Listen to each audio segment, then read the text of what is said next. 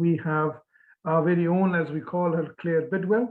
She is the co-founder of Let Kashmir Decide, and she's a teacher by profession, a human rights activist, and as a result of her visit to both India as well as to Azad Kashmir, and the amount of effort that she has tried to make, she has gained a huge amount of support, as well as has given hope to people that yes, there is campaigning and there are people around the world who are listening and hopefully helping and supporting Kashmiris. And the topic that we have chosen is no-brainer, because she has been doing this work for Claire, is networking between rights groups and sane voices to help people of Kashmir to achieve the referendum. Claire, please go ahead. Good evening. Thank you so much for holding this program this evening. It's a pleasure and an honor to be here. And yeah, obviously, you know, networking is vital. And without realizing it, when I started my campaign, it's been the tool that I've used all the way along. When I first became aware of the lockdown of Jammu Kashmir by the Indian government on the 5th of August 2019, I knew nothing prior to that about Kashmir. And fundamentally for us, you know, human rights issues, they affect us all. So they're personal to everybody. We're all human beings. So we should take that personally. And so for me, you know, I was looking at our mainstream media, and as people have alluded to earlier, you know, it's not in our mainstream media. Much of this is hidden away. I don't need to go over all the atrocities because people have covered those. But I went searching in social media sites, you know, was dialoguing with different people and hearing all the different sides from the different stories. I think for me with the networking, you know, it's become paramount that there is so much division and conflict between the Kashmiri supporters themselves as to their ideologies at the end of the day. And that became very confusing, you know, when there was a straightforward what seemed to me as an ordinary person, a straightforward human rights conflict. So I wanted to just, and I have from the word go, the beauty of networking is just present yourself as you are, who you are, open and honest. I don't purport to be anything more than an ordinary woman in Scotland, aghast at all the human rights abuses and the horrors I've seen, and obviously learning that it came back to my government's doorstep at the time of partition, and then Kashmir is just being left within the hands of 2 other countries with a portion for China and having no say. The beauty of the networking, again, allows you to see all the different sides, all the different stories, hear all the, you know, the United Nations resolutions. There's so many of them, they get confusing, but, you know, when you do pin them down, it essentially, for me, the way we see it, you know, understanding everybody's perspective, and therefore the Let Kashmir Decide that we go forward with is, regardless of what the Kashmiris want, that democracy should solve that. There's a right for all people to have their say. So there are many Kashmiris, as we've learned out there, that strive for independence, that see Kashmir as their sovereign right, that Kashmir was there well before India even. So where it comes to India stating that Kashmir is an integral part of them, you know, it's not. So there's those bases, and it's about, you know, we want to create that movement and we want to raise awareness. So it becomes about humanity. The ideologies can wait. You know, we have to get peace, we have to get the problem solved. And as one of the speakers said at the beginning, according to the wishes of the Kashmiri people, not according to the wishes of Pakistan, not according to the wishes of India, not according to the wishes of China, or not according to the wishes of the Western world. You know, the geopolitics that Mary mentioned, the Kashmiri people need to have their voice and be heard. So Indian occupied Kashmir, it's, you know, it's that complete blackout, that 9 months of non-communication that was shocking, absolutely shocking. If you've got an integral right to a country, then why are you going down and putting it under siege and locking people up and inflicting all they've inflicted? And as we've seen today, you know, social media activists, they cannot come out and speak openly. So the networking, obviously, it allows us to reach ordinary people at grassroots level. So I've met with people working on the streets, Palestinian activists, who I've then stood alongside, and we've worked together for Kashmir and for Palestine. We've spoken to over 500 people on the streets of Buchanan in Scotland, you know, and Scotland, they care about human rights. And it was quite alarming because many people below the age of kind of 25 hadn't even heard of Kashmir rugs, let alone Kashmir. So there is so much work to do.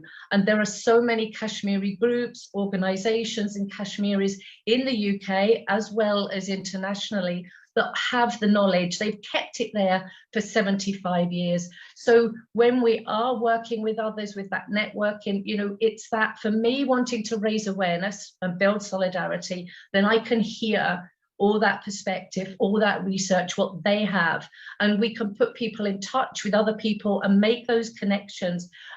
We don't want to duplicate work. Nobody should be duplicating others' work, but people could be supporting it and emphasizing it. So, for example, you know, main groups in the UK that are putting on, you know, conferences or sending out the vans with the slogans on social media, we can share that and we can support that and highlight that, and making it about the humanity brings it to the level of we can go above religion, we can go above ideologies, we can go above culture, caste or creed.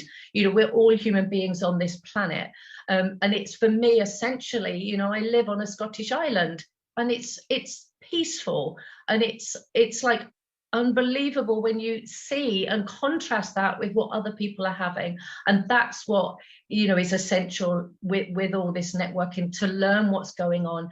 When I went out to Pakistan and was in Islamabad, able to meet with many different people. So Altaf Wani from Kerr, all the research that they've been doing on human rights abuses and atrocities in Kashmir, you know, I'm given the literature, I'm shared the literature, I've heard the news, I'm able to read that and then share that out forwards. I'm not able to go into Indian occupied Kashmir and do my own personal research, but they can.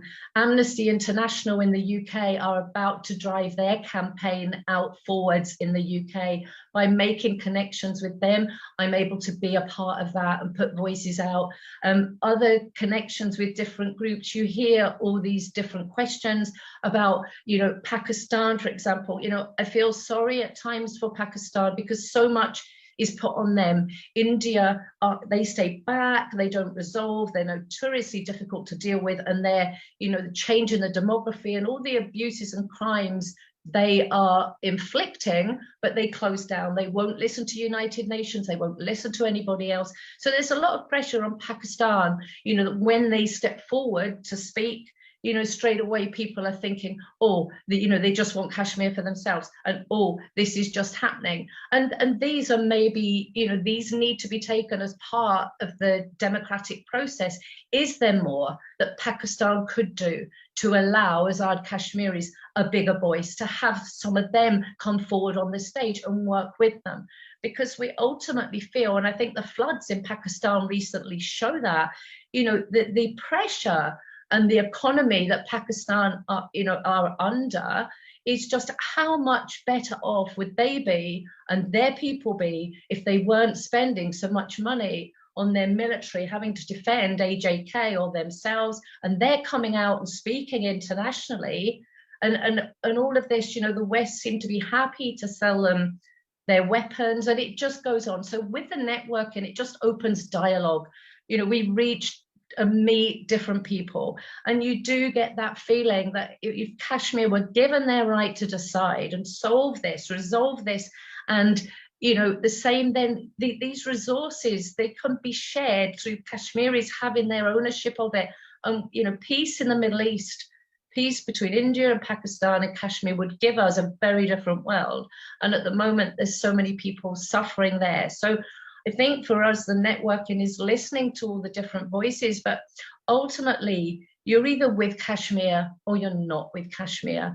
And if you are with Kashmir and you're with humanity, then people should come together and as one. And you'll have seen, hopefully people have seen our campaigns where we're on ground campaigning for the release of Yasin Malik, the removal of the political prisoners in Indian occupied Kashmir, the political leaders, you know, the reporters, the human rights activists. It's so blatant that they're just closing in and homing in, and you know, if it continues, there won't be a Kashmir to free anymore. It will erode away. So that's why it's important for us to keep networking, show respect for other people's opinions and beliefs, and for us, you know, there is going to be an international conference in London for the release of Yasin Malik.